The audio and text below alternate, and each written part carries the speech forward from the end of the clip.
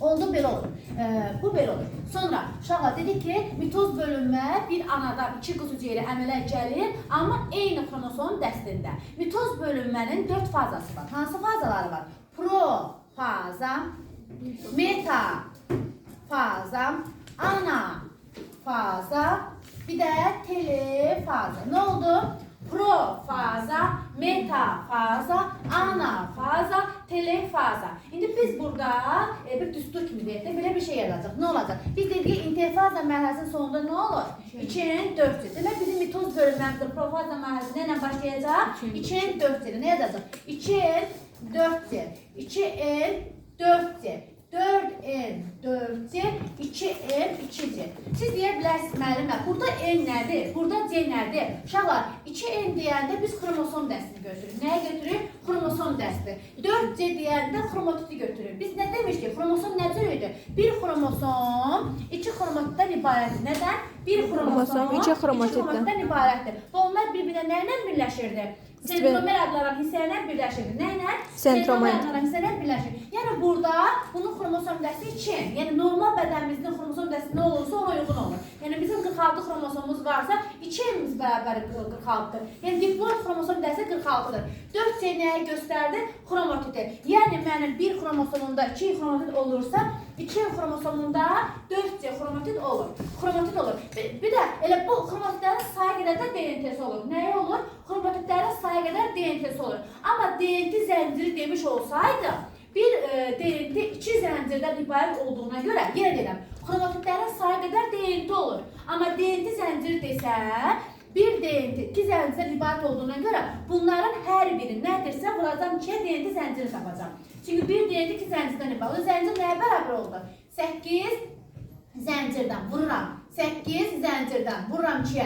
8 zəncirdən vururam 2'ye. 4 zəncirdən ibarət olur. Yəni sənə desək ki, tak ki deyə bilər ki, 46 xromosom dəsti varsa, anafaza mərhələsində izah edəcək, nə qədər xromotidi var? 2'nin bərabər idi 46 idi da. Bu zaman 4 cəm olur, 46'nı vururam 2'ye, tapıram DNT-ni, bir də 2'ye vururam, tapacam zənciri. Oldu. Bu ümumi danışıq. İndi bir danışıq ki, profaza nədir, metafaza nədir, anafaza nədir, telefaza nədir? Profaza mərhələsində nə baş verir uşaqlar? Uşaqlar, bölünmənin birinci mərhələsi profazadır ki, pro əvvəl deməli. Nə deməkdir? Pro ilk əvvəl deməli. Mitozun ilkin mərhələsidir. Biz deyirik ki, əvvəllər xromosomlar, bu xromosomlar dedik xromotidləri olaraq, bu zaman bu xromosomların xromotidləri qısalır, yoğunlaşır, neyinir? Qısalır, yoğunlaşır, spirallaşır. Qısalır, yoğunlaşır, spirallaşır, nüvə pərdəsi əriyir və xromosomlar aydın şəkildə sitoplazmadır. Nə oldu? Xromosomlar sapları qısaldı, yoğunlaşdı, nüvə pərdəsi əridi və xromosomlar nüvəci itdi, nüvə qılafı itdi və xromosomlar sərbəst şəkildə neynədi? Sitoplazmada oldu. Bu oldu profaza mərhələsi, ilkin mərhələ. İkinci mərhələ olur metafaza mərhələsində. Metafaza mərhələsində meta kənar xaric deməkdir. Bu mərhələdə artıq xromosomlar ekvator boyunca düzülür. Neyini? Ekvator boyunca düzülür.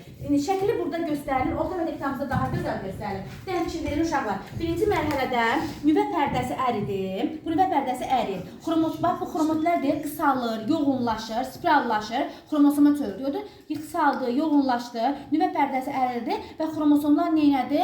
Sərbəst nüvəci itdi, nüvə pərdəsi əridi və sərbəst şəkildə görsəndi. İkinci mərhələsində hüceyrə mərkəzləri əmələ gəlməyə başlayır və xromosomlar ekvator boyunca düzülür. Neynədir? Xromosomlar ekvator boyunca düzüldü. Gördünüz, biz nə sayılır? Metafaza lövhəsi. Nə sayıldı? Metafaza lövhəsi sayıldı. Bu oldu metafaza mərhələsi. Uşaqlar, üçüncü mərhələsi anafaza mərhələsi. Nə mərhələdir? Anafaza mərhələsidir. Bu zaman dedik axı bir xromosom 2 xromotiddən ibarətdir. Göstərmişdik. Bir xromosom 2 xromotiddən ibarətdir. Bu mərhələdə hər bir xromosom bu sentromer hissədən 2 yerə bölünür. Neyini? Sentromer hissədən 2 yerə bölünür. Bax, 2 yerə bölündü və qütblərə doğru çəkilməyə başladı. Neynədir? Qütblərə doğru çəkilməyə başladı. Nə baş verdi? Bir xromosom 2 xromotiddən ibarətdir. Sentromer hissədən bölündü, yarısı getdi bir qütbə, yarısı getdi digər qütbə. Onun üçün bax, 4'in 4 olması buradadır. Xromosomum 2 idi, ikiləşdi, çevrildi 4-ə. Niyə? Ayrıldı, ortadan 2-yə bölündü, kütlələrə doğru çəkildi. Oldu 4-ə. Oldu.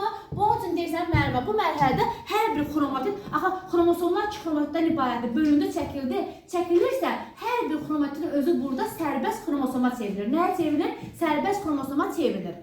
Bu da oldu belə. 4-cü mərhələdə isə artıq mitozun son fazası olan telefazadır. Burada tam olaraq çəkilir, amma buna baxmayaraq. Kütlələrə doğru çəkiləndən sonra bunlar neylədir? Xromosomların spiralları açılır. Gördük, birinci mərhələdə spirallaşmışdır.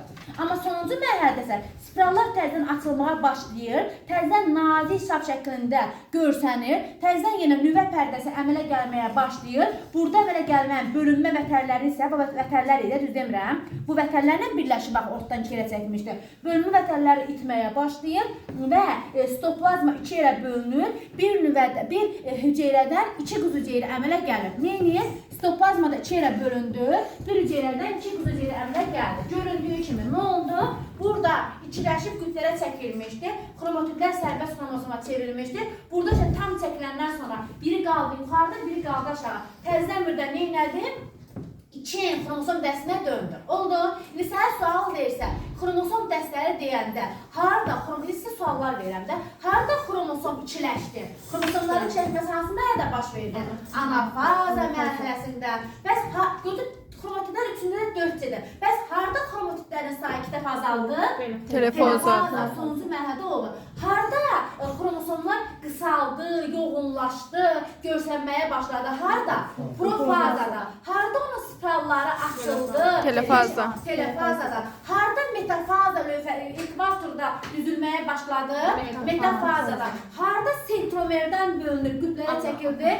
Anafazada. Oldu. Bu da sadə mitoz bölünmə. Yenə deyirəm, mitoz bölünmədə gördünüz, nə qədər xromosom dəsti varsa, sonda da o qədər xromosom dəsti oldu. Onun üçün deyirsən, bir anadan 2 qız hüceyrə əmələ gəlir və hər bir qız hüceyrənin xromosom dəsti anada olduğu kimidir. Oldu? Anada olduğu kimidir. İndi gəlin belə bir məsələyə baxaq. Mən sənə qayıb deyirəm. Drozofil milçəyinin xromosom dəsti nə qədərdir uşaqlar? 8. Yəni 2-nin bərabər 8 idi. Mən sənə sual verirəm. Bəs bunun anafaza mərhələsində nə qədər xromosomu, nə qədər xromatidi olacaq? Nə qədər olacaq? 16. 16 dənə xromosomu, 16 dənə xromatidi olacaq. Çünki 2-nin 8 idisə, anafazada hər bir 2 yerə artdı, oldu 16 dəfə. Bəs mən sənə qayıb deyirəm, əgər anafazada hər hansı bir canlının, özündən rəqəm verəndə zənciri, DNT-nin zənciri tutaq ki 96-dır. DNT zənciri 96-dır. Bu zaman bunun bədən xromosomu nə qədər olacaq? Nə deyirsən uşaqlar? 192. 96-nı nəyə böləcəm? 8-ə. Mən 96-nı 8-ə böləndə nəyə tapacam? 12. Eyni. Neçə ilə 98-ə böləndə? 12. 12. Yəni mənim enim 12-dirsə, onda mənim bədən xromosomu özü neçə olacaq? 24. Demək, xromosom dəsti 24 olan canlının anafaza mərhələsində DNT zənciri olur 96. Əgər DNT zənciri 96 idisə, bunun DNT-si nə qədər olacaqdı? Yarısı qədər, 48. Anafazada da 48-də xromosom olacaqdı. Oldu. Amma həqiqi öz bədən xromosomu nə qədər olacaqdı? 24. Oldu uşaqlar.